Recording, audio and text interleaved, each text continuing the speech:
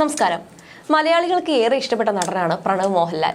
വളരെ വേറിട്ടൊരു ജീവിതമാണ് പ്രണവ് മോഹൻലാലിൻ്റെത്. അച്ഛന്റെ പേരും പ്രശസ്തിയും സമ്പത്തും ഉണ്ടായിട്ടും അതെല്ലാം വേണ്ടെന്ന് വെച്ച് ലളിതമായ ജീവിതത്തിലേക്ക് ഇറങ്ങി തിരിച്ച മകനാണ്.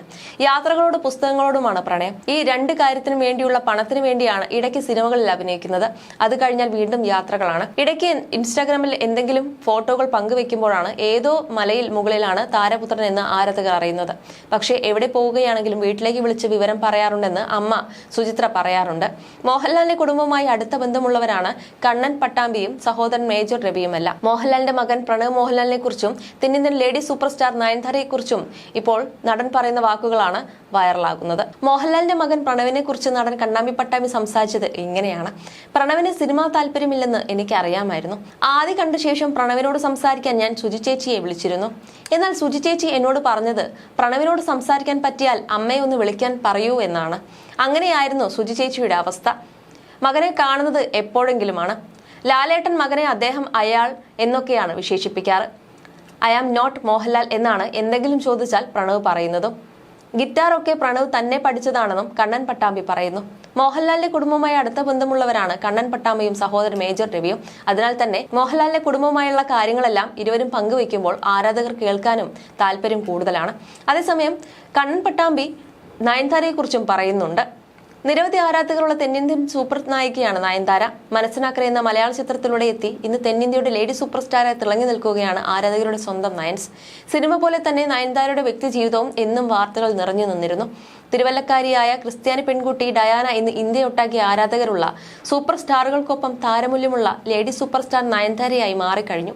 സിനിമയിലേക്ക് ചൂടെടുത്ത് വെക്കുന്ന പെൺകുട്ടികളെല്ലാം മാതൃകയാക്കുന്നത് നയൻതാരയാണ്.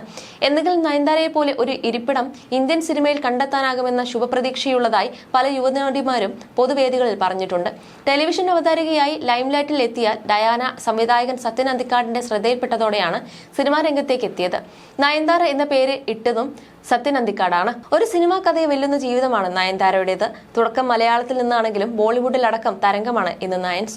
ഇപ്പോഴത്തെ നയൻതാരയെ കുറിച്ച് നടൻ കണ്ണൻ പട്ടാമ്പി പറഞ്ഞ കാര്യങ്ങളാണ് ശ്രദ്ധിക്കപ്പെടുന്നത്. മനസ്സിനക്കരയിൽ നടി അഭിനയിക്കുന്ന സമയത്താണ് കണ്ണൻ പട്ടാമ്പി പരിചയപ്പെടുന്നത്. നടന്റെ വീട്ടിൽ നയൻതാര ഷൂട്ടിംഗ് ഇടവേളകളിൽ വിശ്രമിച്ചിട്ടുണ്ട്. അന്നൊക്കെ നയൻതാരയെ കണ്ടപ്പോൾ ഉടൻ തന്നെ ഫീൽഡ് ഔട്ട് ആകുമെന്നാണ് കരുതിയതെന്നും ഒരു പ്രമുഖ മാധ്യമത്തിന് നൽകിയ അഭിമുഖത്തിൽ കണ്ണൻ പട്ടാമ്പി പറയുന്നു. മനസ്സിനക്കരെ സിനിമയിൽ നയൻതാര അഭിനയിക്കുന്ന സമയത്ത് പ്രേമൻ എന്ന ആർട്ട് ഡയറക്ടർ വേണ്ട സഹായങ്ങൾ ചെയ്തിരുന്നത് ഞാനായിരുന്നു. അന്ന് നയൻതാര താമസിച്ചിരുന്നത് ഈ വീട്ടിലാണ്. അന്ന് നയൻതാര ഈ ലെവലിലാകുമെന്ന് അറിഞ്ഞിരുന്നുവെങ്കിൽ ഞാൻ സോപ്പടിച്ച് ഒപ്പം കൂടി മാനേജറാകുമായിരുന്നു. എന്നാൽ ഈ പണിക്കൊന്നും നിൽക്കേണ്ടി വരുമായിരുന്നില്ല. അന്ന് നയൻതാര ഇത്ര വലിയ താരമാകുമെന്ന് പ്രതീക്ഷിച്ചിരുന്നില്ല. വളരെ ശാന്ത സ്വഭാവക്കാരിയായിരുന്നു. മനസ്സിനക്കരെ എന്ന പടത്തോടെ നയൻതാര ഫീൽഡ് ഔട്ട് ആകുമെന്ന് കരുതിയിരുന്നു. പിന്നീട് നയൻതാരയെ കണ്ടിരുന്നു. ബോഡി ഗാർഡിന്റെ സെറ്റിൽ ഒരു പ്രശ്നം നടന്നപ്പോൾ ഞാൻ പോയിരുന്നു.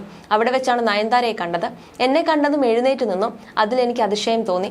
എല്ലാവരും പറയാറ് നയൻതാരയ്ക്ക് അഹങ്കാരമാണെന്നാണ്. അതുപോലെ നയൻതാര ചേഞ്ച് ആയെന്നും ആളുകൾ പറയാറുണ്ട്.